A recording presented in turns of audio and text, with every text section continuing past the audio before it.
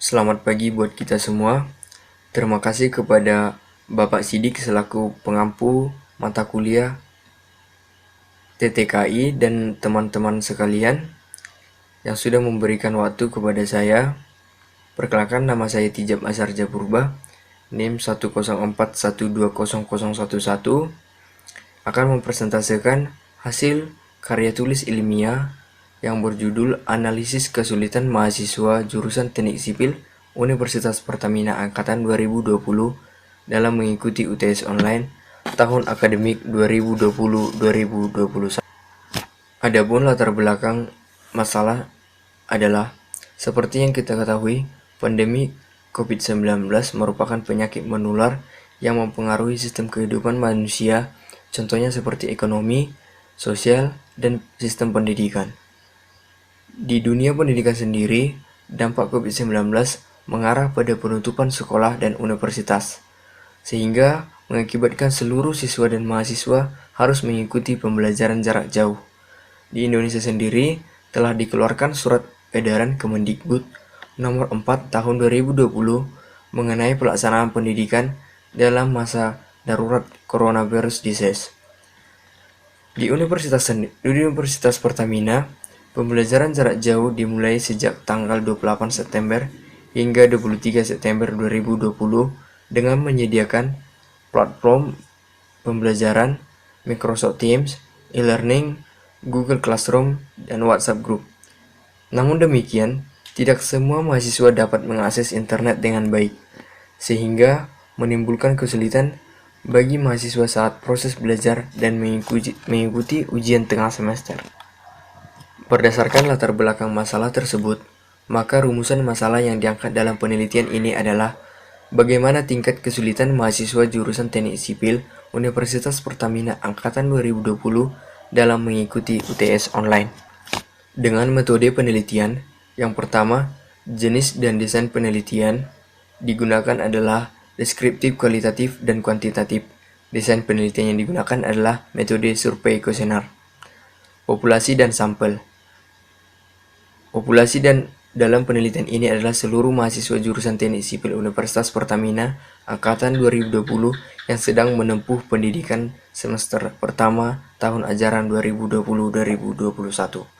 Tempat dan waktu penelitian. Tempat penelitian dilakukan secara online di seluruh program studi Angkatan 2020 Universitas Pertamina. Waktu penelitian dilakukan mulai November sampai Desember 2020. Teknik pengumpulan data menggunakan metode survei dengan menggunakan 4 pertanyaan. Lanjut, hasil dan pembahasan. 1. Sebanyak 78,40% menyatakan jaringan internet di daerah mereka tidak stabil. Yang kedua, sebanyak 73,1% mengatakan bahwa waktu pengerjaan dan pengumpulan jawaban terlalu singkat. Yang ketiga, sebanyak 15,4% bermasalah dengan ketersediaan laptop dan gawai mereka. Yang keempat, sebanyak 40,4% menyatakan ketersediaan pakai internet mereka yang terbatas. Kesimpulan yang dapat ditarik di dalam penelitian ini adalah bahwa seluruh mahasiswa jurusan Teknik Sipil Universitas Pertamina Angkatan 2020 di dalam melaksanakan ujian tengah semester secara online mengalami kesulitan. Adapun saran yang dapat disampaikan oleh peneliti adalah 1. Peningkatan sistem pelaksanaan ujian tengah semester oleh pihak Universitas Pertamina. Yang kedua yaitu pelaksanaan ujian tengah semester beberapa mata kuliah di dalam e-learning. Yang ketiga yaitu dosen harus lebih memperhatikan lagi pencapaian belajar mahasiswa dengan memberikan tipe soal yang menjangkau tiap kompetensi yang ingin dicapai. Sekian yang dapat saya sampaikan, semoga bermanfaat untuk kita semua. Akhir kata saya ucapkan terima kasih.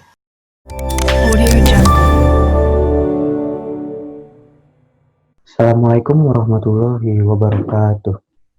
Perkenalkan, nama saya Muhammad Tasfi Nugraha dengan NIM 104120012 dari Program Studi Teknik Sipil Universitas Pertamina. Pada kesempatan kali ini, saya akan mempresentasikan karya tulis ilmiah saya yang berjudul Studi analisis terkait sikap masyarakat Kampung Muara Bogor dalam menanggapi perlakuan caleg gagal. Yang pertama, bab pendahuluan. Latar belakang masalah. Pemilu merupakan sebuah fenomena yang sudah tidak asing lagi keberadaannya bagi masyarakat Indonesia selaku masyarakat yang demokratif. Akan tetapi, di balik tirai fenomena pemilu itu sendiri, tersingkap sebuah rahasia yang dewasa ini mulai menjadi rahasia umum di kalangan masyarakat Indonesia saat ini. Di antaranya, mahalnya ongkos politik, tidak sedikit masyarakat yang keheranan dan bertanya-tanya mengapa bisa demikian. Inilah fakta yang saat ini masih sulit untuk dimaklumi. Namun, dari sebagian besar caleg yang berguruh 19.699 unit kursi pada pemilu tersebut, belum seutuhnya siap terkait konsekuensi yang akan dihadapi mendatang. Lebih khususnya, terkait kesiapan mental. Tentu, tidak seluruhnya akan menduduki jabatan-jabatan penting di pemerintahan. Beberapa hanya sanggup mengelus dada tatkala menerima kenyataan yang jauh berbeda dari harapan. Bahkan tidak sedikit yang mengalami gangguan jiwa karena melihat kenyataan yang bertolak belakang dengan ekspektasi yang ada. Setelah menerima kenyataan yang tidak sesuai, mereka mengalami tekanan yang sangat serius, atau bisa disebut juga dengan stres berat. Gagalnya caleg dalam pemilu dapat membuat rugi pihak lain, baik itu secara individu maupun secara kelompok, yang bermula dari rasa kecewa, stres berat, dan marah membuat mereka melakukan beragam ulah, mulai dari mencuri kotak suara, memblokir perumahan, bahkan salah satunya memilih gantung diri untuk melepaskan segala tekanan yang diterima. Dan yang lebih parahnya lagi, beberapa bantuan sempat mereka berikan ke masyarakat, mereka tarik lagi. Di Tulung Agung, Jawa Timur, seorang caleg menarik kembali sumbangan material untuk pembangunan sebuah musola. Sementara di Kolaka, Sulawesi Tenggara, sebuah musola disegel. Penarikan bantuan gara-gara caleg gagal juga terjadi di Sulawesi Tenggara. Seorang kepala desa di Kabupaten Kolaka menyegel sebuah sekolah taman kanak-kanak dan tempat pendidikan anak usia dini. Bahkan mengancam akan mengusir seluruh guru dan kepala sekolahnya setelah dua orang caleg titipan sang kades kalah di TPS dusun ini. Akibat penyegelan ini, sebanyak 27 siswa TK terpaksa belajar di rumahnya masing-masing. Karena hal inilah yang menjadikan penelitian ini sangatlah penting untuk dilaksanakan, karena penelitian ini memberikan rekomendasi sikap masyarakat Kampung Muara Bogor dalam menangani perlakuan buruk dari caleg gagal secara bijak, aman, dan tuntas. Perumusan masalah. Yang pertama, apa motif seseorang ingin mencalonkan diri sebagai calon legislatif? Yang kedua, apa jenis-jenis perlakuan buruk caleg gagal terhadap masyarakat Kampung Muara Bogor? Dan yang ketiga, bagaimanakah sikap masyarakat dalam menanggapi perlakuan buruk dari caleg gagal? Selanjutnya, batasan masalah. Penulisan karya ilmiah ini dibatasi pada masyarakat Kampung Muara Kelurahan Pasir Jaya, Kecamatan Bogor Barat, yang telah menerima perlakuan buruk dari caleg gagal pasca pemilu 2019 lalu. Selanjutnya, tujuan penelitian. Yang pertama, mengetahui motif seseorang ingin mencalonkan dirinya sebagai calon legislatif. Yang kedua, mengetahui jenis-jenis perlakuan buruk caleg gagal terhadap masyarakat Kampung Muara Bogor. Yang ketiga, mengetahui sikap masyarakat dalam menanggapi perlakuan buruk dari caleg gagal. Dan yang terakhir, mempersiapkan masyarakat Kampung Muara Bogor dalam menghadapi perlakuan buruk dari caleg gagal. Selanjutnya ada manfaat penelitian. Yang pertama, diketahuinya motif seseorang ingin mencalonkan dirinya sebagai calon legislatif. Yang kedua, diketahuinya jenis-jenis perlakuan buruk caleg gagal terhadap masyarakat Kampung Muara Bogor. Yang ketiga, diketahui sikap masyarakat Kampung Muara Bogor dalam menanggapi perlakuan buruk dari caleg gagal. Dan yang terakhir, dipersiapkannya masyarakat Kampung Muara Bogor dalam menghadapi perlakuan buruk dari caleg gagal. Dan ini tinjauan pustaka. Yang pertama, penelitian terdahulu. Tidak menutup mata bahwa penelitian yang berhubungan dengan pemilu dan sejenisnya sangat sering dilakukan. Seperti beberapa di antaranya, fenomenologi calon legislatif depresi karena kalah dalam pemilu oleh Lucia Astrika tahun 2014. Penelitian ini menegaskan tentang fenomena yang terjadi bagi caleg gagal akibat depresi pasca pemilu. Di dalamnya dikupas habis terkait motif dari seseorang ingin mencalonkan dirinya sebagai calon legislatif, beserta gangguan psikologis yang dialami pasca kegagalan dalam pemilu. Yang kedua, makna kegagalan caleg menjadi anggota legislatif Kota Semarang periode 2009 sampai 2014. Studi kualitatif fenomenologis oleh Rindang Purindawati dan Endang Sri Indrawati. Dan terakhir Yefras Lakahija tahun 2010. Penelitian ini menegaskan tentang makna kegagalan bagi caleg Kota Semarang dan lebih fokus membahas pengalaman pencalonan, faktor yang mempengaruhi kegagalan itu sendiri, hingga respon terhadap kegagalan serta evaluasi diri bagi caleg tersebut. Dan yang terakhir, stres dan coping calon legislatif yang gagal dalam pemilu 2014 oleh Ahmad Firdaus tahun 2014. Tujuan penelitiannya adalah untuk mengetahui bagaimana stres yang dialami dan strategi coping stres yang digunakan oleh caleg gagal tersebut beserta alasan mendukung.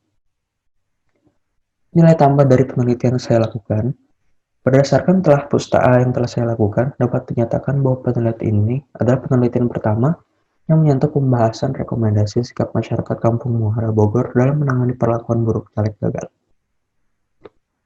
Metodologi penelitian, waktu dan lokasi penelitian. Penelitian ini saya lakukan selama 2 bulan, yaitu pada bulan November sampai Desember pada tahun 2020 di Kampung Muara, Kelurahan Pasir Jaya, Kecamatan Bogor Barat, Kota Bogor. Jenis penelitian ini merupakan penelitian deskriptif, eksploratif, dan menggunakan pendekatan kualitatif. Penelitian ini berusaha menggambarkan fenomena yang terjadi. Dalam penelitian ini, yang menjadi penilaian adalah sikap masyarakat Kampung Muara terhadap perlakuan buruk dari caleg gagal pasca pemilu 2019. Penilaian dilakukan berdasarkan kondisi real responden, yaitu berdasarkan data yang dimiliki. Peneliti menggali secara luas tentang sebab akibat atau hal-hal yang mempengaruhi terjadinya sesuatu. Sampel penelitian, untuk mengetahui sikap masyarakat dalam penelitian ini, teknik pemilihan sampel yang digunakan adalah purposive sampling dengan tujuan untuk mendapatkan sampel yang representatif sesuai dengan kriteria yang ditentukan. Pengumpulan data yang dikumpulkan untuk penelitian ini berupa data primer dan data sekunder. Data primer diperoleh dari observasi dan wawancara, sedangkan data sekunder diperoleh melalui studi literatur dari berbagai macam pustaka dan instansi terkait dalam penelitian ini. Instrumen penelitian yang ada di penelitian ini ada observasi dan wawancara. Teknik analisis data yang saya gunakan adalah menggunakan teknik analisis data penelitian kualitatif mengikuti model Miles dan Huberman dalam Iskandar pada tahun 2009 dengan langkah-langkah sebagai berikut. Yang pertama, reduksi data merupakan proses pengumpulan data penelitian. Pada tahap ini, dilakukan perekaman data lapangan dalam bentuk catatan lapangan. Kemudian ditafsirkan atau diseleksi sehingga diperoleh data yang relevan dengan fokus masalah yang diteliti. Yang kedua, penyajian data. Data yang telah diperoleh disusun dalam sejumlah matriks dalam bentuk teks naratif. Analisis dilakukan dan disusun secara sistematis, sehingga data yang diperoleh dapat menjelaskan atau menjawab masalah yang diteliti dengan lebih mudah. Dan yang terakhir, pengambilan kesimpulan dan verifikasi. Kesimpulan diperoleh berdasarkan analisis dan diuji kembali dengan data di lapangan. Verifikasi dilakukan dengan cara mencermati kembali sesuai data dan bertukar pikiran dengan berbagai pihak yang terkait. Bab selanjutnya yaitu hasil penelitian. Penelitian ini mengalami proses wawancara. Data pengamatan ini didapatkan pada hari Jumat 11 Desember 2020 dari jam 7 pagi sampai 10.30 pagi dan dilanjutkan pada jam 14.00 sampai 16.00. Penelitian ini dilakukan di Kampung Muara, Kelurahan Pasir Jaya, Kecamatan Bogor Barat, Kota Bogor. Penelitian ini memiliki 2 variabel penelitian, yaitu variabel bebas berupa respon masyarakat terhadap perlakuan buruk caleg gagal dan variabel terikat berupa perlakuan buruk caleg gagal tersebut. Dalam penelitian ini, pengambilan data yang digunakan berupa daftar pertanyaan dari hasil observasi. Untuk mempermudah data-data yang diperlukan, pertanyaan meliputi informasi pribadi responden, apa saja perlakuan buruk caleg gagal, dan respon masyarakat menanggapi hal tersebut yang akan ditanyakan pada beberapa narasumber dengan kelompok umur yang berbeda-beda. Nah, selanjutnya deskripsi karakteristik dari para responden. Yang pertama, umur.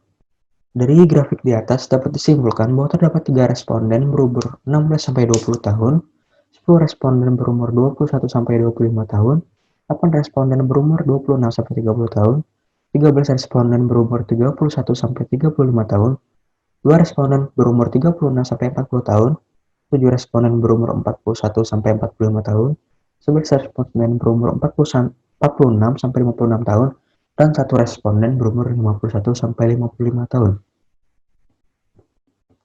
Yang kedua, jenis kelamin dari responden. Dari grafik di atas, dapat disimpulkan bahwa terdapat 39 responden berjenis kelamin laki-laki dan 16 responden berjenis kelamin perempuan. Dan yang terakhir, masyarakat yang mengalami perlakuan buruk. Dari grafik di atas dapat disimpulkan bahwa terdapat 14 responden yang mengalami perlakuan buruk dari caleg gagal dan terdapat 31 responden yang tidak mengalami perlakuan buruk dari caleg gagal. Pembahasan pada penelitian ini adalah, dari hasil wawancara dan observasi yang telah dilakukan, dapat disimpulkan bahwa tidak semua masyarakat mengalami perlakuan buruk dari caleg gagal. Meskipun begitu, bagi masyarakat yang mengalami perlakuan buruk dari caleg gagal mengatakan, jika mereka tidak bisa melakukan apa-apa setelah menerima perlakuan tersebut. Mereka telah mengajukan keluhan kepada KPU terdekat terhadap perihal itu, namun pihak penyelenggara dari pemilu tersebut juga mengatakan tidak mengetahui masalah apa yang berkaitan dengan janji manis dari caleg. Pihak KPU menghimbau untuk kedepannya agar masyarakat segera melaporkan pada pihak mereka jika terdapat pemberian dari caleg yang dimaksudkan agar para masyarakat memilih mereka di saat masa-masa kampanye seperti itu, supaya tidak terjadi hal-hal seperti penarikan bantuan oleh caleg yang tidak terpilih, yang bisa merugikan tidak hanya dari masyarakat, juga dari caleg gagal tersebut. Kesimpulannya, menurut Abdul Rozaki, peneliti Institute for Research and Empowerment mengatakan bahwa ada 3 alasan seseorang ingin menjadi caleg. Pertama, menurutnya orang kaya akan melengkapi kapasitas dirinya di masyarakat apabila dia memiliki kekuasaan. Mereka yang memiliki kekayaan, maka akan mencari kekuasaan. Kedua, menua. Menurut Rozaki adalah ingin mempertahankan bisnisnya. Dia ingin berkuasa karena ingin kompetitornya tidak mengganggu bisnisnya. Dan yang terakhir, dikarenakan untuk memperbaiki nasib. Orang yang tidak memiliki latar kekayaan yang tidak terlalu bagus, dia mencoba memperbaiki nasibnya dengan mencari peluang dengan menjadi caleg. Perlakuan buruk dari caleg kepada masyarakat Kampung Muara Bogor diantaranya adalah penarikan bantuan yang telah diberikan pada saat masa kampanye seperti bahan-bahan pokok, menyediakan kredit untuk sepeda motor, pembangunan rumah murah, dan juga kecaman yang berasal dari caleg terhadap masyarakat. Berdasarkan wawancara dan observasi yang peneliti lakukan, sikap masyarakat yang mengalami dan tidak mengalami perlakuan buruk dari caleg gagal cukup beragam. Rata-rata, masyarakat sangat geram dengan perlakuan tersebut. Beberapa menyampaikan protes dan keluhan ke KPU terdekat mengenai iming-iming dari caleg tersebut. Diharapkan di masa mendatang agar kejadian seperti ini tidak terjadi lagi dan melaporkan kepada pihak penyelenggara jika terjadi pemberian bantuan ataupun uang panas dari caleg pada masa kampanye yang mendatang. Terima kasih, sekian presentasi dari saya. Mohon maaf jika ada salah kata. Wassalamualaikum warahmatullahi wabarakatuh. Audio Jungle.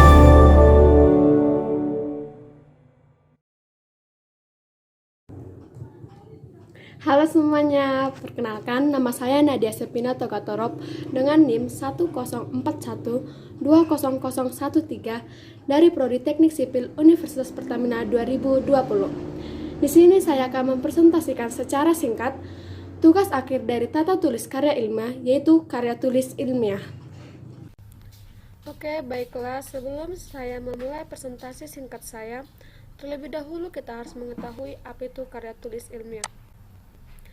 Karya tulis ilmiah menurut Eko Susilo M adalah suatu tulisan ataupun karangan yang didapatkan sesuai dengan sifat keilmuannya dan didasari dari berbagai hasil pengamatan, penelitian, dan peninjauan terhadap bidang ilmu tertentu yang disusun dengan menggunakan metode tertentu dengan memperhatikan sistematika penulisan yang baik dan santun serta dapat dipertanggungjawabkan keilmiahannya. Judul karya tulis ilmiah saya sendiri yaitu Bahaya Begadang bagi Kesehatan Otak. Banyak yang tidak menyadari bahwa bahaya begadang ditambah efek dari radiasi elektromagnetik yang berasal dari alat komunikasi sangat berbahaya. Memang efeknya tidak terjadi secara langsung ketika sedang begadang, tetapi hal tersebut akan menjadi bekal bagi penyakit yang serius ke depannya. Metode penelitian yang dilakukan yaitu melalui kuesioner tentang seberapa seringkah orang begadang. Data yang dihasilkan merupakan data kuantitatif yang berupa presentasi dan data deskripsi, yaitu pendapat pribadi dari pengisi kuesioner tersebut. Berdasarkan data yang telah terkumpul, yang paling mendominasi dalam begadang adalah mahasiswa, yaitu untuk mengerjakan tugas-tugas yang sudah mendekati jadwal pengumpulan sehingga harus begadang. Selain itu, ada juga yang bermain game dan menonton drama. Cara pengumpulan data. Pada karya tulis ilmiah saya ini, metode yang saya gunakan yaitu menggunakan metode survei atau kuesioner. Mengapa saya memilih metode ini? Karena di situasi pandemi saat ini tidak memungkinkan untuk berinteraksi langsung kepada orang-orang yang bersangkutan, sehingga yang paling memungkinkan adalah menggunakan metode survei atau kuesioner ini. Dalam kuesioner atau survei yang saya buat, yaitu seberapa seringkah Anda begadang, terdapat 7 buah pertanyaan, yaitu yang pertama status pendidikan, yang kedua seberapa seringkah Anda begadang dalam 1 minggu, yang ketiga perangkat apa yang menemani Anda selama begadang, keempat hal apa saja yang Anda lakukan selama begadang, kelima apa yang membuat Anda agar tahan begadang, keenam apakah begadang sudah menjadi kebiasaan bagi Anda, dan yang terakhir hal apa yang dapat Anda lakukan untuk mengatasi kebiasaan begadang tersebut. Berdasarkan kuesioner yang saya buat, sampel yang saya dapat yaitu 117 orang dan menjawab semua pertanyaan. Berdasarkan pertanyaan yang saya buat, jawaban atas pertanyaan tersebut merupakan pengalaman pribadi seseorang dalam melakukan begadang. Data yang dihasilkan berupa data deskripsi dan data kuantitatif, di mana data deskripsi didapat berdasarkan pendapat pribadi masing-masing dan data kuantitatif berdasarkan persentase pilihan jawaban. Hasil penelitian, yang pertama yaitu data kuantitatif. Data kuantitatif yang saya sajikan yaitu berupa diagram, di mana diagram tersebut sudah memuat persentase dari pilihan jawaban masing-masing pengisi kuesioner. Dan yang kedua itu data deskripsi, di mana data deskripsi ini merupakan jawaban singkat dari pertanyaan yang telah saya ajukan dan merupakan jawaban dari pengalaman pribadi dari masing-masing pengisi kuesioner tersebut. Demikian yang dapat saya sampaikan. Jika ada tutur kata dan pengucapan yang salah, saya mohon maaf. Saya ucapkan terima kasih.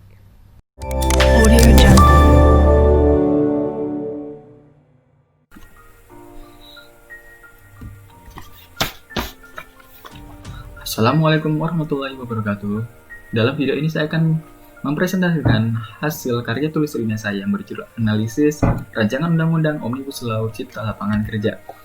Karya tulis ilmiah ini disusun oleh saya sendiri, Muhammad Adi Masfotur Himpali, dengan NIM 104120014, Program Studi Teknik Sipil Universitas Pertamina. Dalam karya tulis ilmiah ini, saya memiliki 2 pokok permasalahan yang dapat dibahas. Yang pertama adalah pasal yang mana saja yang menjadi kontroversial, dan adakah pandangan yang mendukung RUU Ciptaker ini. RUU Ciptaker adalah peraturan perundang-undangan yang diusulkan eksekutif kepada badan legislatif.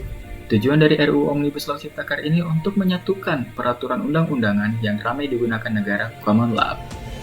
Apa saja pasal yang kontroversial tersebut? Mari kita bahas. Yang pertama adalah pasal 23 angka 4. Pasal ini merupakan perubahan dari pasal 63 Undang-Undang tentang Perlindungan dan Pengolahan Lingkungan Hidup.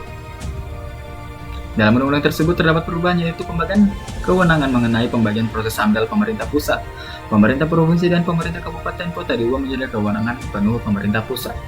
Selanjutnya adalah pasal 8 ayat 7.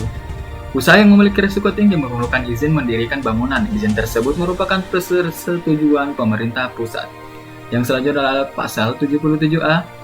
Perusahaan bisa menetapkan batas waktu kerja dan lembur pekerja. Pasal 88 menguatkan perlindungan kepada tenaga kerja dalam mendukung dunia investasi Indonesia. Dalam hal ini, RUU Ciptaker lebih mementingkan ekonomi dibandingkan peningkatan kualitas sumber daya manusia. Selanjutnya adalah pasal 88C. 1. Gubernur menetapkan upah minimum sebagai jaringan pengaman. 2. Upah minimum sebagaimana dimaksud pada ayat 1 merupakan upah minimum provinsi. Dalam pasal ini kita tahu bahwa UMK dihapuskan. Selanjutnya adalah pasal 151 ayat 1 tentang PHK. Pekerja buruh dapat berbicara secara privasi kepada pengusaha agar tercipta win-to-win. Tapi dalam pasal 150 ayat 2 memberikan kekuasaan lebih kepada pengusaha dalam pemutus hubungan kerja tanpa perlu adanya kesepakatan dengan pekerja atau buruh. Dan juga pasal 156 RUU Cipta Lapangan Kerja juga menghilangkan kewajiban perusahaan untuk memberikan uang penggantian hak. Selanjutnya adalah pasal 164 mengenai kewenangan presiden. Presiden tidak bisa mengatur secara menyeluruh peraturan-peraturan daerah seperti Perda, Perbuk, itu diatur oleh daerah masing-masing. Hal ini memungkinkan pemerintah pusat dapat menghapus perda-perda di daerah. Selanjutnya adalah pasal 165 mengubah beberapa ketentuan pada undang-undang administrasi. Pasal ini memberikan ruang gerak bagi pejabat atau usaha negara atau badan-badan administrasi dengan untuk melakukan suatu tindakan pemerintah tanpa terikat oleh undang-undang. Hal ini dapat disalahgunakan seperti adanya kolusi, korupsi, dan nepotisme. Selanjutnya adalah pasal 166 hingga pasal 167 RUU Cipta Lapangan Kerja. Pasal ini biasanya disebut dengan pasal sapu jagat. Dalam pasal ini ditekan bahwa otonomi daerah mundur kembali kepada zaman Orde Baru yang memberi konsep rezim sentralisasi. Pasal ini bertentangan dengan keadaan ekonomi daerah yang mulai semakin dewasa. Jika memang terdapat kelemahan, hanya perlu diperbaikan setahap demi setahap. Dampak Omnibus Law yang direncanakan pemerintah. Presiden Jokowi mengesahkan Omnibus Law ini untuk memudahkan investor dan juga UMKM yang ingin berinvestasi di Indonesia. Indonesia juga akan membentuk lembaga Sovereign Wealth Fund. Lembaga ini mengelola dan menempatkan sejumlah dana atau aset negara secara langsung maupun tidak langsung. Yang selanjutnya adalah Ida Fauzia, Menteri Ketenagakerjaan. Katanya, misalkan sektor ekonomi digital yang waktu kerja sangat fleksibel, kalau di undang-undang sebelumnya tidak mampu mengakomodasi jenis pekerjaan baru, waktu pekerjaan yang fleksibel, maka di undang-undang ini jawabannya. Berikut adalah hasil penelitian. Apa kata mereka? Rahman adalah mahasiswa di salah satu universitas Indonesia yang mengikuti unjuk rasa RUU Omnibus Law Cipta Lapangan Kerja. Rahman sangat tidak suka dengan pasal 77A. Katanya, untuk apa HAM kalau jam kerja untuk para buruh tidak manusiawi? Yang hidup di negara ini bukan hanya investor. Selanjutnya dari Alvin, mahasiswa 19 tahun. Dia tidak mengikuti unjuk rasa dengan alasan pandemi corona ini. Benar, UMP tiap tahun naik, tetapi nilai UMK selalu lebih besar dibandingkan UMP. Utas Alvin. 3 orang lain yang diwawancara mengatakan hal yang tidak beda jauh dari 2 subjek tersebut di atas. Tentu saja pendapat rakyat sangat diperlukan untuk membangun bangsa ini lebih baik ke depannya. Wakil rakyat yang sebelumnya hanyalah rakyat kecil, sekarang malah menggulingkan rakyat.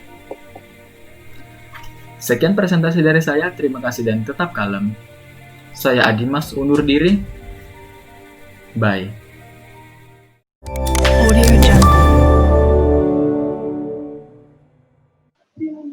Assalamualaikum warahmatullahi wabarakatuh. Perkenalkan, nama saya Yusuf Hamid Susanto, NIM 104-12-0015,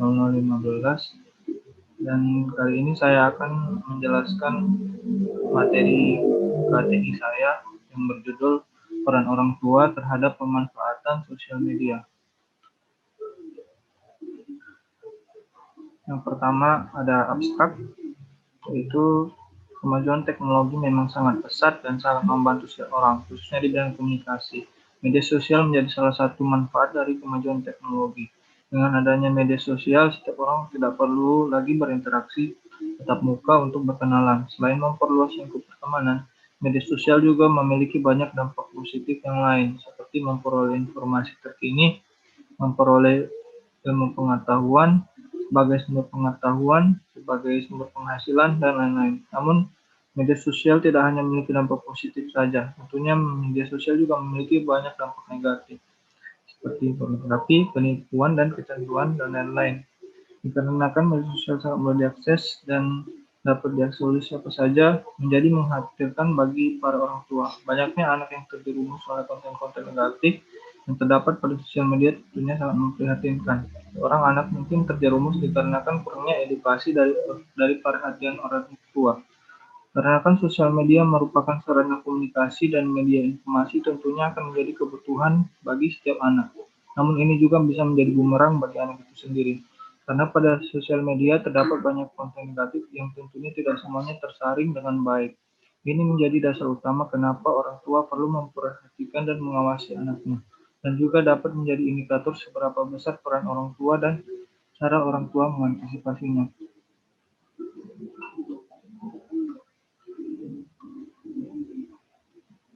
Yang kedua adalah latar belakang. Media sosial menjadi kebutuhan hampir setiap kalangan, dikarenakan kemudahan yang dimiliki media sosial akan membuat seseorang betah menggunakannya. Tentunya semuanya berdampak baik bagi setiap orang, khususnya bagi orang tua. Peran aktif orang tua akan menentukan seberapa besar efek yang diterima oleh anak saat menggunakan media sosial. Selain itu juga media sosial akan membuat hubungan orang tua dan anak menjadi renggang. Karena media sosial tidak memiliki batasan umur. Orang tua perlu mengetahui saat yang tepat bagi anak untuk mempunyai dan menggunakan media sosial. Ini bisa menjadi bumerang bagi orang tua dan anak sendiri apabila anak menggunakan sosial media di umur yang tidak tepat. Selain itu, pada media sosial juga terdapat banyak jenis penyalahgunaan yang meresahkan bagi orang tua. Oleh karena itu, setiap orang tua mempunyai cara mereka sendiri untuk mengedukasi dan mengantisipasinya. Nah, cara mereka inilah yang perlu dipertanyakan. Yang kedua ada rumusan masalah. Yang pertama, apa saja manfaat dan dampak dari sosial media menurut para orang tua. Yang kedua, seberapa besar peran orang tua dalam pemanfaatan sosial media. Dan yang ketiga, bagaimana cara orang tua mengantisipasi dampak negatif dan penyalahgunaan sosial media. Yang ketiga ada tujuan penelitian. Yang pertama, mengidentifikasi manfaat dan dampak yang ditimbulkan dari sosial media menurut para orang tua. Yang kedua, mengukur peran orang tua dalam pemanfaatan sosial media. Yang ketiga, mendeskripsikan cara para orang tua mengantisipasi dampak negatif dan penyalahgunaan media sosial. Yang keempat ada manfaat penelitian, yaitu satu, sebagai sumber informasi untuk menjadi acuan bagi setiap orang, khususnya bagi orang tua, agar lebih berperan aktif dalam mengawasi anak bermain sosial media. Yang kedua, sebagai sumber informasi bagi setiap orang untuk mengurangi jumlah penyalahgunaan sosial media. Dan yang ketiga, sebagai sarana eksploratif untuk menemukan pengetahuan-pengetahuan serta wawasan baru bagi pembaca maupun penulis. Selanjutnya ada tinjauan pustaka bab 2, yaitu yang pertama, media sosial menurut para ahli. Media sosial adalah sebuah istilah yang menggambarkan bermacam-macam teknologi yang digunakan untuk mengikat orang-orang ke dalam suatu kolaborasi, saling bertukar informasi, berinteraksi melalui isi pesan yang berbasis web. Dikarenakan internet selalu mengalami perkembangan, maka berbagai macam teknologi dan fitur yang tersedia bagi pengguna pun mengalami perubahan. Hal ini menjadikan media sosial sebagai hipernim dibandingkan sebuah referensi khusus terhadap berbagai penggunaan atau rancangan, sehingga memunculkan landasan teori, yaitu seiring berjalannya waktu media komunikasi sangat berkembang dan kini menghadirkan sosial media sebagai sarana komunikasi berbasis online. Dengan adanya sosial media tentunya sangat membantu bagi setiap orang dalam memperoleh informasi yang terkini dengan waktu singkat. Oleh karena itu, setiap orang tua pasti akan memberikan yang terbaik untuk anaknya. Salah satunya adalah memberi kesempatan bagi anak untuk menggunakan sosial media. Tentunya dalam menggunakan sosial media, anak juga berisiko terkena dampak negatif dari sosial media. Karena itu peran orang tua sangat diperlukan sewaktu mengikuti sosial media. Sehingga perlu diketahui bahwa peran orang tua sangat penting dalam menyeimbangkan dampak-dampak yang ditimbulkan dari sosial media agar mengurangi risiko kecanduan bagi anak dan kedepannya bisa lebih bijak dalam menggunakan sosial media. Nah, pada bab 3 yaitu metode penelitian. Yang pertama, jenis penelitian yang digunakan pada penelitian ini berupa penelitian deskriptif, berupa survei kuesioner yang dibagikan melalui sosial media. Penelitian ini dilakukan pada November 2020 sampai Desember 2020. Dan teknik pengumpulan data, yaitu data diperoleh dari hasil jawaban survei kuesioner Google Form yang berupa berbagai macam pertanyaan tentang manfaat sosial media dan peran orang tua. Survei kuesioner ini disebarluaskan melalui sosial media untuk mengetahui seberapa besar peran orang tua dalam pemanfaatan sosial media. Dan yang bab 4, hasil penelitian dan pembahasan, yaitu berdasarkan survei yang telah dibuat diperoleh sebanyak 26 responden, di antaranya 96% belum mempunyai anak dan 4% telah mempunyai anak. Berdasarkan responden dari Persisipan, 80,8% menyetujui bahwa sosial media mempunyai banyak manfaat dan 19,2% menyatakan bahwa sosial media kurang bermanfaat. Dari semua responden, mayoritas menyatakan bahwa manfaat utama dari sosial media adalah untuk memperoleh informasi dan ilmu pengetahuan, dan juga mayoritas mengatakan bahwa sosial media memiliki berbagai macam dampak negatif, yaitu berita palsu, suatu hoax, pornografi, dan kecanduan. Selain itu, diperoleh berbagai macam tanggapan mengenai cara mengantisipasinya, yaitu dengan memberitahu anak dan mengedukasinya sejak dini, serta membatasi anak dalam menggunakan ponsel maupun sosial media. Dan pembahasan berdasarkan survei, menurut orang tua, sosial media mempunyai sangat banyak manfaat seperti media informasi, sarana hiburan, dan juga sebagai sumber pendapatan dan bisnis. Selain itu, sosial media juga mempunyai banyak dampak negatif seperti konten yang bersara, dan serta banyak penyalahgunaan seperti informasi palsu atau hoax, penipuan, dan pelecehan. Ini menjadi indikasi bahwa pemanfaatan sosial media orang tua mempunyai peran yang sangat besar, sehingga setiap orang tua perlu memperhatikan dan mengawasi anaknya dalam menggunakan sosial media, agar meminimalisir terjadinya penyalahgunaan dan agar anak terhindar dari penyakit yang mengkhawatirkan serta terhindar dari kecanduan. Untuk mengantisipasinya dampak negatif dari penyalahgunaan ini, umumnya orang tua mengedukasi anak dan memberitahunya mana yang buruk dan mana yang baik. Selain itu, orang tua juga membatasi pemakaian ponsel maupun penggunaan sosial media. Diperoleh kesimpulan yaitu peran orang tua terhadap pemanfaatan sosial media tentunya sangat besar, karena anak perlu diedukasi terlebih dahulu sebelum mengizinkannya menggunakan sosial media, agar anak bisa membedakan hal positif dan negatif yang terdapat dalam sosial media. Karena pada sosial media tidak semuanya tersaring dengan baik. Selain itu, sosial media juga membuat penggunanya betah dan berujung pada kecanduan. Maka dari itu, orang tua perlu lebih memperhatikan dan mengawasi anaknya agar terhindar dari konten-konten yang bersifat negatif. Untuk mengantisipasinya, anak perlu dibatasi dalam menggunakan sosial media dan sebaiknya para orang tua lebih terbuka dan lebih sering berinteraksi dengan anak agar meminimalisir terjadinya ketergantungan yang berujung pada ketagihan dalam menggunakan sosial media. Dan saran dari saya, orang tua sebaiknya lebih terbuka terhadap anak dan lebih sering melakukan interaksi langsung kepada anak. Selain itu juga perlu diedukasi dengan cara yang lembut, tanpa adanya rasa intimidasi, agar anak lebih mudah memahami, dan orang tua juga perlu melihat dari sudut pandang anak agar bisa lebih memahami kebutuhan dan kondisi anak. Sekian dari saya, terima kasih. Wassalamualaikum warahmatullahi wabarakatuh.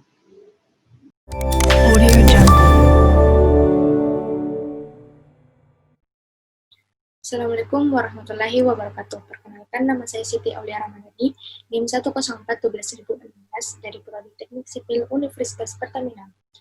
Baiklah, pada kali ini saya akan menjelaskan karya tulis ilmiah saya yang berjudul Pertumbuhan Perkembangan Karakter pada Anak Demi Masa Depan Negeri yang Lebih Baik.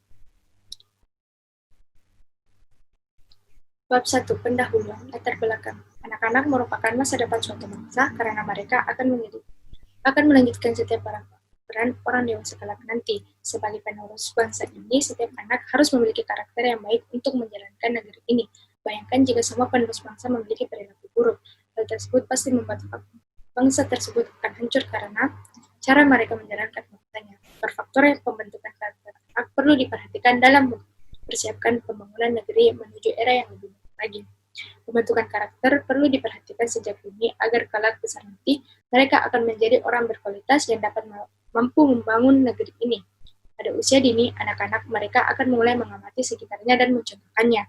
Mereka akan mengingat apa yang di sekitarnya lakukan sampai besar nanti, dan mulai mampu membedakan hal baik dan hal buruk. Karakter merupakan perilaku atau sifat yang dimiliki seseorang yang melekat pada dirinya dan menjadikan ciri khas orang tersebut. Tinjauan pustaka. Landasan teori. Menurut Hasan Alwi, karakter merupakan sifat-sifat kejiwaan, akhlak, atau budi pekerti yang membedakan seseorang dari yang lain. Sedangkan menurut Kohn, karakter sebagai suatu penilaian subjektif terhadap kepribadian seseorang yang berkaitan dengan atribut kepribadian yang dapat atau tidak dapat diterima oleh masyarakat. Karakter itu akan membentuk motivasi dengan metode dan proses yang bermartabat. Ada dua faktor yang mempengaruhi pembentukan karakter, yaitu bawaan dari dalam diri anak dan pandangan anak terhadap dunia yang dimilikinya, seperti pengetahuan, pengalaman, prinsip-prinsip moral yang diterima, bimbingan, pengarahan, dan interaksi orang tua anak. Orang yang menemukan si anak berusaha mendidiknya kembali seperti halnya anak-anak pada umumnya.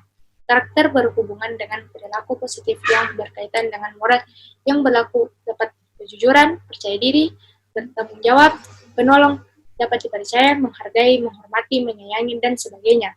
Pada dasarnya, setiap anak memiliki semua perilaku positif tersebut sebagaimana telah ditanamkan Sang Pencipta ke dalam kodratnya. Nilai-nilai atau nilai-nilai agama. Proses pembentukan karakter. Proses pembentukan karakter sesuai dengan fase tumbuh kembang anak. Fase usia 0-8 bulan, ketika anak membutuhkan kehadiran orang tuanya. Hendaknya mereka tanggap hal ini penting guna menumbuhkan rasa nyaman serta kepercayaan anak terhadap orang tuanya. Fase 18 bulan sampai 3 tahun, orang tua akan memberikan pengertian kepada baik buruknya suatu beserta akibatnya. Dan dari sinilah sang anak akan mengerti suatu norma atau nilai yang diajarkan oleh kedua orang tuanya. Fase 3 sampai 6 tahun, pada fase ini anak mulai memahami menghayati nilai-nilai yang ditanamkan oleh kedua orang tuanya. Anak juga mulai mengerti akibat yang ditimbulkan ketika melakukan sesuatu. Untuk itu diperlukan suasana pendidikan yang menganut prinsip 3A, yakni ASI, asah, dan asuh. Pada usia ini, biasanya anak-anak mengalami pertumbuhan dan perkembangan sangat pesat dan tidak akan diulang lagi pada masa mendatang. Dalam perkembangan kognisi, menurut Piaget, anak usia dini masuk dalam fase sensori motor sampai fase perkembangan praoperasional. Bab 3. Hasil penelitian dan pembahasan. Data responden, saya mengumpulkan sebanyak 20 orang dari berbagai kalangan dan berbagai umur antara 16 sampai 19 tahun dan memberikan beberapa pertanyaan. Hasil penelitian. Dalam bagian penelitian ingin membahas tentang perkembangan karakter anak dalam lingkungannya. Dapat ditarik kesimpulan dari beberapa pertanyaan yang telah dijawab oleh responden. Pertanyaan pertama, apakah pendidikan karakter itu penting? Rata-rata mereka menjawab, ya. Pertanyaan nomor 2, siapa yang mempunyai peran besar dalam perkembangan karakter dan mengapa? Mereka menjawab, orang tua. Mereka akan menjadi tempat pertama mereka dalam mengenal dunia sekitar. Mereka akan mencontoh setiap perilaku orang tuanya. Pertanyaan nomor 3, menurutmu, mengapa masyarakat mempunyai peran penting dalam pembentukan karakter? Karena anak akan menyusikan agar dapat bersosialisasi dengan masyarakat sekitar. Pertanyaan yang keempat, bagaimana kamu memilih lingkungan pergaulan? Kita berteman dengan siapa saja, tapi kita harus memilih dengan siapa kita akan memilih teman dekat yang dapat membawa kita ke arah lebih positif, dan kita harus lebih tahu bagaimana perlakuan setiap orang. Dari 20 responden yang memiliki karakter keluarga berbeda dan lingkungan berbeda, mereka berpendapat faktor terbesar karakter anak dapat terbentuk dari hasil didikan orang tua, bagaimana orang tua memperlakukan anak mereka dan cara mereka berkomunikasi kepada anak mereka. Pembahasan. Keluarga dalam hal ini adalah aktor yang sangat menentukan masa depan perkembangan anak. Dalam hal ini, penulis juga melihat bahwa para informan pun menyepakati keluarga sebagai hal utama dan pertama yang mempengaruhi pembentukan karakter anak usia dini. Selain keluarga, lingkungan sekitar anak sangat berperan penting seperti sekolah dan tetangga sekitar karena yang secara tidak langsung berinteraksi dengan anak. Lalu mereka saling mengamati dan bahkan bisa juga mengikuti kebiasaan dari teman tersebut. Dan saling mengamati dan jika mereka menyukai sesuatu, maka ada kecenderungan akan mencoba dan mengikuti kebiasaan tersebut. Bab 5. Kesimpulan dan saran. Kesimpulan. Dari kesimpulan penelitian tersebut, kita bisa mengambil bahwa orang tua sangat berperan penting akan pembentukan karakter anak. Mereka akan membantu anak dalam pengenalan dunia sebelum anak tersebut mulai kehidupannya sendiri. Faktor buruknya atau baiknya, sifat anak sangat ditentukan lingkungan pertama yang mereka kenal. Tapi lingkungan sekitarnya juga berperan penting untuk pertumbuhan karakter karena mereka akan mulai untuk menyesuaikan diri mereka lingkungan di sekitarnya. Mereka akan agar segera mereka dapat bersosialisasi dengan lingkungan sekitarnya.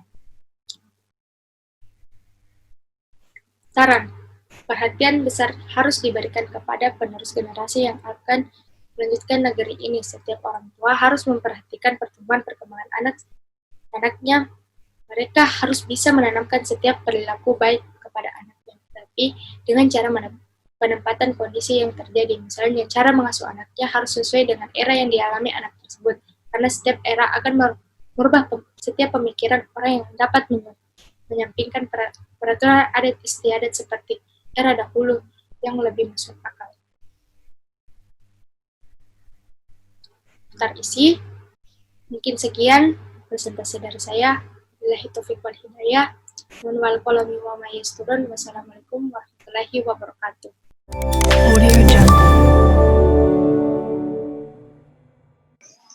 Perkenalkan, nama saya Berta Monalisa dari Prodi Teknik Sipil 2020 dengan nomor NIM 10/1/217. Di sini saya akan berpresentasi tentang mata kuliah tata tulis karya ilmiah, judulnya penanggulangan berita hoax. Yang pertama adalah latar belakang. Teknologi komunikasi berkembang seiring perkembangan zaman, termasuk perkembangan berita di media online. Kemudian, serta efisiensi yang ditawarkan oleh berita online dalam penggunaannya menjadikan media ini wadah untuk penyebaran informasi yang sangat berpengaruh pada masyarakat. Berita media online tidak hanya mengubah cara menyampaikan informasi, tapi juga mengubah cara masyarakat menerima informasi tersebut. Oleh karena itu, banyak informasi dari berita yang disebarkan tidak ada kebenarannya dan terindikasi hoax atau palsu yang tersebar di masyarakat melalui Facebook, WhatsApp, Twitter, dan media online lainnya. Rumusan masalah, tujuan, manfaat penelitian, dan metode penelitian.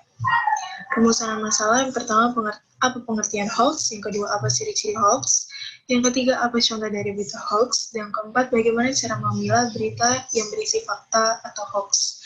Tujuan penelitian yang pertama, mengetahui tentang hoax, mengetahui cara memilih berita, yang ketiga, memahami cara menanggulangi berita hoax. Manfaat penelitian yang pertama, bagi penulis menyelesaikan tugas akhir semester 1 di mata kuliah karya tulis ilmiah, dan yang kedua, bagi pembaca semoga menambah pengetahuan dan pengayaan mengenai berita hoax.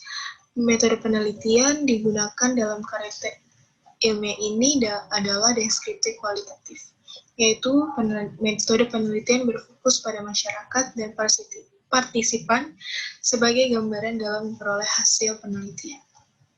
Yang pertama ada pengertian hoax. Hoax merupakan ciri-ciri berita palsu yang sekarang sedang marak di kalangan masyarakat. Fenomena ini terjadi di negara maupun dunia termasuk Indonesia, khususnya di media sosial. Hoax itu sangat meresahkan karena informasinya belum diketahui kebenarannya. Yang kedua ada ciri-ciri hoax. Yang pertama, sumber tidak jelas dan tidak bisa dimintai pertanggungjawaban atau klarifikasi. Yang kedua, tercantum nama tokoh yang berpengaruh atau memakai nama yang mirip dengan media komunikasi yang terkenal. Yang ketiga, menggunakan pendapat dan data yang sangat teknis seolah terlihat ilmiah dan dapat dipercaya. Yang keempat, foto-foto yang digunakan sudah lama dan berasal dari kejadian di tempat lain dan keterangannya dimanipulasi. Contoh hoax yang pertama, pada tahun 2017, berisi tentang Museum Gajah akan mengadakan pameran budaya Arab, dan souvenir dari acara tersebut adalah gratis Al-Quran dari Saudi Arabia, mendapatkan poster Masjid Nabawi dan Masjidil Haram, dan makan kurma sepuasnya bisa dibawa pulang juga. Selain keuntungan itu, menurut berita tersebut, peserta juga diwajibkan membawa kantong plastik dan membawa tisu, dan pelaksanaannya itu pada tanggal 30 Maret 2017. Lanjut, ada tips dan triks memilah berita. Yang pertama, hati-hati dengan judul yang mengandung provokatif dan clickbait. Yang kedua, cermati alamat dan sumber situs. Yang ketiga, periksa fakta dari informasi. Yang keempat, cek keaslian foto dan video. Selanjutnya ada desain penelitian. Desain penelitian yang digunakan adalah desain eksperimen, yaitu salah satu dari bentuk penelitian eksperimental, karena dalam desain ini peneliti dapat mengontrol semua variabel luar yang dapat mempengaruhi jalannya eksperimen. Waktu penelitian, sumber data, dan metode pengumpulan data. Waktu penelitian dilakukan pada bulan November sampai bulan Desember 2020 melalui Instagram pribadi. Sumber data bersumber dari data primer dan sekunder, dan metode pengumpulan data menggunakan penyebaran kuesioner secara online. Deskripsi hasil data penelitian menurut pengertian hoax. Responden pertama menjelaskan bahwa berita hoax adalah berita yang tidak benar dan tidak dapat dipertanggungjawabkan kebenarannya. Responden kedua menjelaskan berita hoax adalah berita palsu yang disebarkan oleh orang yang tidak bertanggung jawab. Responden ketiga, berita hoax adalah berita yang belum dipastikan kebenarannya. Ciri-ciri hoax. Yang pertama, menurut Instagram Dwi Febriadi menjelaskan bahwa berita hoax adalah berita yang dapat membuat kecemasan, sumber tidak jelas, dan judulnya clickbait. Menurut responden yang kedua, ciri-ciri hoax adalah tidak masuk akal, kontroversial, dan membawa kebahagiaan terhadap oknum tertentu. Responden ketiga menjelaskan ciri-cirinya itu adalah judulnya clickbait dan postingan di media atau sumber tidak kredibel. pembahasan berdasarkan hasil penelitian dari kuesioner dari responden yang memahami pentingnya edukasi tentang berita hoax. Berita hoax untuk sebagian responden mengatakan bahwa berita hoax adalah berita palsu yang harus diberantas supaya tidak terjadi dampak yang negatif sehingga membuat takut, mengumbar kebencian, dan membuat cemas di masyarakat. Kesimpulannya, yang pertama adalah berita hoax adalah berita yang palsu dan tidak benar. Yang kedua, ciri-ciri yang tidak dapat dipertanggungjawabkan. Yang ketiga, dibuat oleh oknum tertentu dengan tujuan menguntungkan pihak tertentu. Dan yang terakhir, mengetahui cara menanggulangi berita hoax.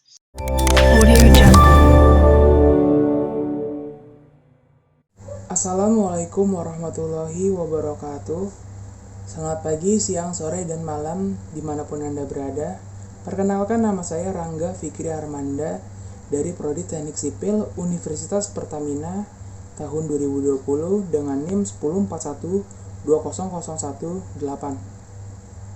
Di sini saya akan menjelaskan tentang dampak positif dan negatif dari merokok.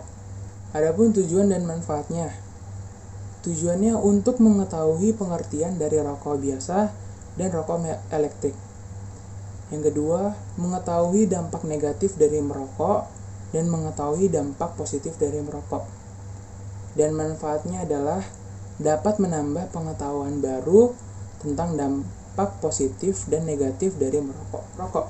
Rokok adalah salah satu produk tembakau yang dimaksudkan untuk dibakar, dihisap, atau dihirup asapnya, termasuk rokok kretek, rokok putih, cerutu, atau bentuk lainnya yang dihasilkan dari tanaman Nicotiana tabacum, Nicotiana rustica, dan spesies lainnya atau sintesis lainnya yang asapnya mengandung nikotin dan tar. Asap rokok diketahui mengandung 4.000 jenis bahan kimia berbahaya. Bahan kimia yang terdapat dalam rokok dibagi menjadi 2 komponen, yaitu komponen gas antara lain nitrosamine, nitrosopirolidin, hidrazin, vinil klorida, ureten, formaldehid, hidrogen cyanida, akrolein, asetaldehid, nitrogen oksida, amonium, piridin, dan karbon monoksida. Komponen yang kedua adalah komponen padat, antara lain benzopirin, dibensakridin, fluoranten, dibensakrasol, piron, hidrokarbon aromatik, polinuklear, naftalen, nitrosamine yang tidak mudah menguap, nikel, arsen, nikotin, akloid, tembakau, fenol, kresol, dan tar. Rokok elektrik. Electronic cigarette atau rokok elektrik atau e-cigarette merupakan salah satu NRT yang menggunakan listrik dari tenaga baterai untuk memberikan nikotin dalam bentuk uap dan oleh WHO disebut sebagai Electronic Nicotine Delivery System. Rokok elektrik diciptakan dengan rancangan memberikan nikotin tanpa pembakaran tembakau dengan tetap memberikan sensasi merokok pada penggunanya. Rokok elektrik umumnya merupakan buatan Cina dan sekarang ini sudah cepat menyebar ke seluruh dunia dengan berbagai merek seperti Enjoy, Ampoufer, Blue Chicks, Green Smoke, Smoking Everywhere, dan lain-lain. Secara umum, sebuah e-cigarette terdiri dari 3 bagian, yaitu baterai, bagian yang berisi baterai, atomizer, bagian yang akan memanaskan dan menguapkan larutan nikotin, dan cartridge, yaitu berisi larutan nikotin. Proses pengumpulan data. Yang pertama, metode survei dengan cara menyebarkan kuesioner untuk responden, yaitu masyarakat umum. Yang kedua, wawancara. Yang ketiga, jurnal dan buku. Dampak negatif dari merokok. Merokok menyebabkan antibodi menurun. Pada perokok terdapat penurunan zat kekebalan tubuh yang terdapat di dalam ludah yang berguna untuk menetralisir bakteri dalam rongga mulut dan menyebabkan gangguan fungsi sel-sel pertahanan tubuh. Kedua adalah penyakit kanker paru-paru. Penyebab utama dari kanker paru-paru adalah asap rokok. Yang ketiga adalah ancaman utama rokok terhadap berbagai organ tubuh, diantaranya adalah otak, mulut, tenggorokan, jantung, dada, paru-paru, hati, perut, ginjal, kantung kemih, reproduksi pria dan wanita. Dampak positif dari merokok menurut para perokok. Yang pertama adalah rasa relaksasi, Yang kedua, mengurangi overthinking. Ketiga, bahagia. Yang keempat, memperkuat pergaulan. Yang kelima, memperbaiki mood. Dan yang keenam, meningkatkan inspirasi. Berikut merupakan data yang telah saya dapatkan.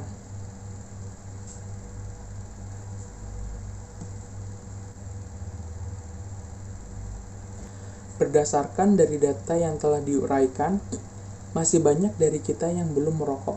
Bahkan jawaban responden yang belum merokok sebagai besar sudah mengetahui dampak negatif dari rokok, namun belum spesifik. Hanya jawaban-jawaban singkat yang bisa kita lihat dari bungkus rokok itu sendiri. Walaupun seperti itu menunjukkan bahwa sudah banyak masyarakat Indonesia yang sadar bahwa rokok itu berbahaya. Sekian dari saya, kurang lebihnya mohon maaf. Wassalamualaikum warahmatullahi wabarakatuh.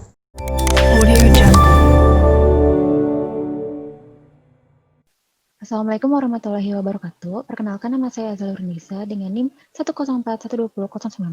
Kali ini saya akan mempresentasikan tentang karya tulis ilmiah saya yang berjudul Dampak Pandemi COVID-19 terhadap Kesehatan Mental Masyarakat. Bagian pendahuluan. Latar belakang. Menurut Organisasi Kesehatan Dunia atau WHO pada tahun 2020, Coronavirus Disease 2019 atau bisa disebut juga dengan COVID-19 merupakan suatu penyakit menular yang diakibatkan oleh virus corona yang kini menjadi krisis kesehatan dunia karena penyebaran yang sangat cepat. Pandemi COVID-19 ini menyebabkan berbagai dampak buruk bagi kehidupan sosial dan ekonomi negara. Salah satu dampak buruk pandemi ini adalah adanya tekanan psikologis dan gangguan kesehatan mental masyarakat. Faktor penyebab tekanan akibat COVID-19 diantaranya yaitu rasa takut akibat adanya risiko terinfeksi dan menginfeksi orang lain. Selain itu, paparan media sosial yang terus-menerus membicarakan tentang status pandemi dan memberi informasi yang tidak akurat dan berlebihan berhubungan erat dengan penyebab gejolak kecemasan dan mempengaruhi kesehatan mental hingga mengakibatkan masyarakat merasa tertekan dan lelah secara emosional.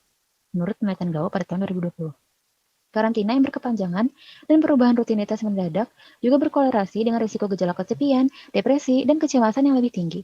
Riwayat kontak dengan pasien atau sebagai seseorang yang positif COVID juga dapat menyebabkan lebih banyak gejolak kecemasan. Pengertian kesehatan mental. Kesehatan mental merupakan keadaan di mana seseorang memiliki suatu kebahagiaan dalam hidupnya dan terhindar dan tahan terhadap suatu gangguan jiwa.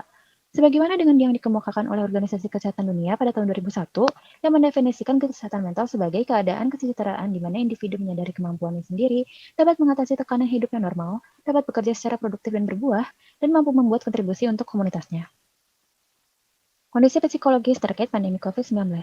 Beberapa penelitian mengidentifikasi keterpaparan yang sering ke media sosial terkait COVID-19 sebagai penyebab gejolak kecemasan dan stres. Pengguna media sosial yang sering membuat masyarakat terpapar potensi berita palsu dan menyebabkan kecemasan yang meningkat.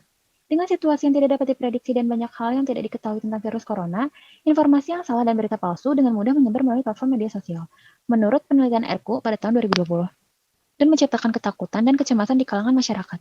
Kesedihan dan perasaan cemas juga bisa muncul secara terus-menerus ketika melihat anggota masyarakat yang menderita pandemi melalui platform media sosial atau laporan berita. Selain itu, status ekonomi yang buruk, tingkat pendidikan yang lebih rendah, dan pengangguran merupakan salah satu faktor risiko yang membuat masyarakat menjangkit gejala gangguan kesehatan mental, terutama gejala depresi dan stres selama periode pandemi. Menurut penelitian Lay pada tahun 2020, wabah virus corona telah menyebabkan penurunan permintaan untuk jasa dan barang yang telah mempengaruhi bisnis dan industri lokal di seluruh dunia. Kenaikan tingkat pengangguran juga tercatat di banyak negara, serta penurunan kualitas hidup dan ketidakpastian tujuan sebagai akibat dari kesulitan keuangan dapat menempatkan individu pada risiko yang lebih besar untuk terkena gejala psikologis. Berikut hasil data penelitian yang telah saya peroleh dari hasil kuesioner. Ini ada data tentang jenis gangguan psikis yang masyarakat alami selama pandemi. Sebanyak 69% masyarakat mengalami stres dan 17%-nya mengalami kecemasan, serta 14% lainnya mengalami depresi karena pandemi ini. Kemudian, terdapat data tentang seberapa berpengaruhnya pandemi terhadap dampak kesehatan masyarakat. Dapat dilihat bahwa 60,10% masyarakat melaporkan pandemi sangat berpengaruh terhadap kondisi kesehatan mental mereka, sedangkan 29,70% masyarakatnya melaporkan mereka sedikit terpengaruh, dan 10,10% masyarakat melaporkan tidak terpengaruh oleh adanya pandemi ini. Solusi. Ada bermacam-macam solusi yang dapat diberikan demi mengatasi masalah kecemasan masyarakat terhadap situasi pandemi ini. Yang pertama adalah pemerintah harus memastikan penyebaran informasi terkait COVID-19 secara tepat. Hal ini dilakukan demi memvalidasi pemberitaan terkait pandemi untuk mencegah kepanikan dari rumor dan informasi yang tidak benar. Informasi tentang tindakan pencegahan juga harus selalu diperbarui oleh pihak kesehatan untuk meyakinkan mereka yang takut terinfeksi.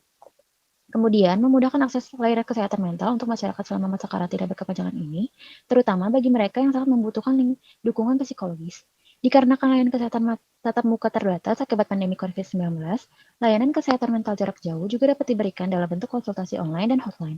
Lalu, dukungan moneter seperti dana manfaat, subsidi upah, dan kesempatan kerja baru dapat diberikan kepada orang-orang yang mengalami kesulitan keuangan atau kehilangan pekerjaan karena pandemi. Pemerintah dapat memberikan bantuan dalam bentuk penyediaan keuangan, dukungan perumahan, akses ke pertolongan pertama psikiatri, dan dorongan pada tingkat individu untuk perilaku gaya hidup sehat telah terbukti efektif dalam meredakan kasus bunuh diri yang terkait dengan resesi ekonomi, menurut penelitian McIntyre dan Lee pada tahun 2020. Selanjutnya, masyarakat juga dapat mengambil inisiatif untuk meredakan gejala tekanan psikologis mereka. Misalnya, berolahraga secara teratur dan menjaga pola makan yang sehat telah terbukti efektif meredakan dan mencegah gejala depresi atau stres, menurut penelitian Carek pada tahun 2011. Sehubungan dengan gejala kecemasan yang disebabkan pandemi, masyarakat juga disarankan untuk mengalihkan perhatian dari memeriksa berita terkait COVID-19 untuk menghindari potensi berita palsu dan negativitas yang menular. Penting juga untuk mendapatkan informasi terkait COVID-19 dari organisasi resmi dan hanya mencari nasihat medis dari profesional perawatan kesehatan yang telah terlatih dengan baik. Tetap berhubungan dengan teman dan keluarga melalui panggilan telepon atau panggilan video selama karantina dapat meredakan tekanan dan isolasi sosial, menurut Huang pada tahun 2020. Selain itu, masyarakat juga harus bisa melakukan adaptasi terhadap situasi ini. Masyarakat harus bisa menerima kenyataan bahwa inilah kenyataan yang harus kita hadapi dan kita harus bisa mulai terbiasa walaupun ini bukanlah suatu kondisi yang normal. Sekian dari saya, terima kasih atas perhatiannya. Mohon maaf apabila ada kesalahan kata. Wassalamualaikum warahmatullahi wabarakatuh.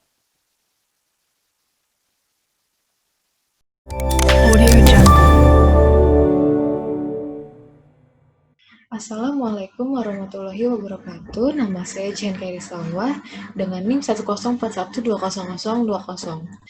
Kali ini saya akan mempresentasikan hasil karya tulis ilmiah saya yang berjudul Sebab dan Pencegahan Depresi di Kalangan Remaja.